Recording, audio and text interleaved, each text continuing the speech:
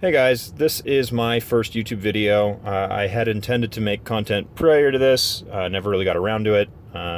Turns out that having small children will eat into your life in a big way.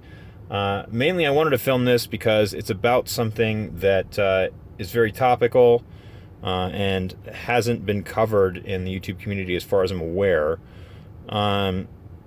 Obviously, Tesla just shipped their holiday software update, and it's a bit controversial. It's got some issues with it, mainly around UI problems where the font is crushed and smaller and difficult to read. And I think that's a step backward for them and something that I suspect they'll address. But I actually have something I think is a bug that I've noticed when trying to prepare the car for a ski trip. Getting it set up to do a scheduled departure doesn't seem to work the way that it used to. As you can see here, the car is currently charging. I'm going to go ahead and stop charging and let that cycle down. You've got the ability to set your charge limits. You always have been able to, and right now I want to set up to 100% for this trip that I'm taking up into the mountains, where it's freezing cold temperatures, batteries don't perform as well. I want to make sure that I have the maximum charge availability that this car can hold. So I go ahead and set that. And in the past, the way that you would handle that would be that you would schedule departure. And within this menu, I would go ahead and schedule this for 7:45 a.m. And my expectation would be that the battery would not start charging until it reached the time point where the battery management system knew that it needed to start charging in order to reach 100%, full state of charge by 7:45 a.m. And the car would precondition itself, etc. And this is, saying that it's scheduled. The problem is that it is not waiting. It is just going ahead and charging the car, despite the fact that I would like it to wait until it is time for me to depart. I'll go ahead and show you that again, just so you guys can see it. We're going to go ahead and set this down to 90%, let's say.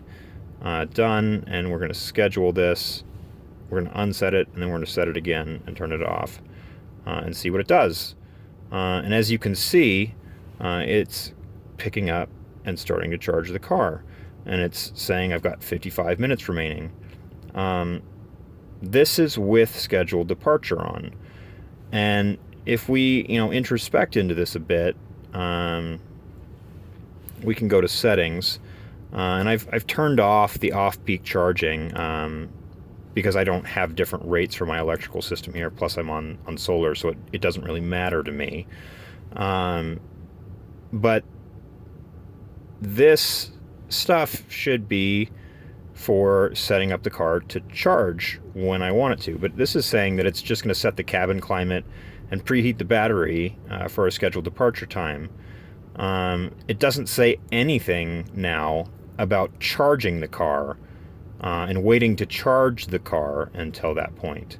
It's like what they did by separating these two concepts, separating the concept of preconditioning and off-peak charging. They've made it so that it's much more difficult to get the car to manage its own state of charge and having it set to 100% or 90% when you want to leave. You kind of have to go in, if you wanted to do this, and rather than using this preconditioning, you'd actually have to switch modes down here in this little tiny UI over to a scheduled charge start time, and you'd set this to 6 a.m. or something like that, or 5 a.m. to give it enough time to charge. That's crazy.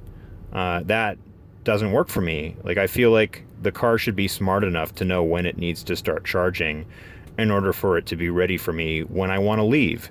And I feel like that's how it used to work in the past. This feels like a step backward, and maybe it's great for people who have off-peak charging rates. I don't have that problem. Power to them for getting that feature. But this feels like a loss to me. It feels like a bug. I'm curious to know if other people are having the same problem. how they're managing it, and if you've got thoughts on that, please leave them in the comments. Thoughts on 2020.48.26, more generally that holiday update, would be appreciated as well.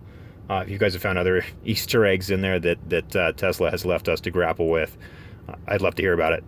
Thanks everyone, and I hope this was useful.